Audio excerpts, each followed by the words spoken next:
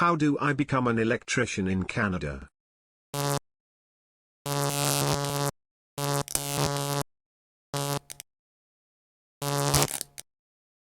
Completion of a 4 or 5 year industrial electrician apprenticeship program or a combination of over 5 years of work experience in the trade and some high school, college or industry courses in industrial electrical equipment is usually required to be eligible for trade certification.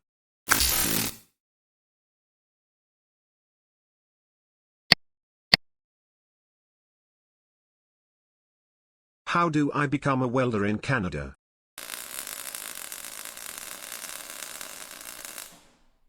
Employment requirements. Completion of secondary school is usually required. Completion of a 3-year apprenticeship program or a combination of over 3 years of work experience in the trade and some college or industry courses in welding is usually required to be eligible for trade certification.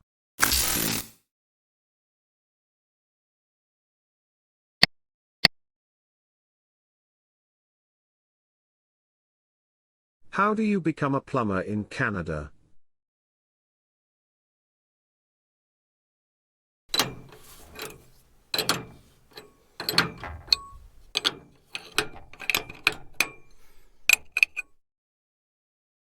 Completion of secondary school is usually required.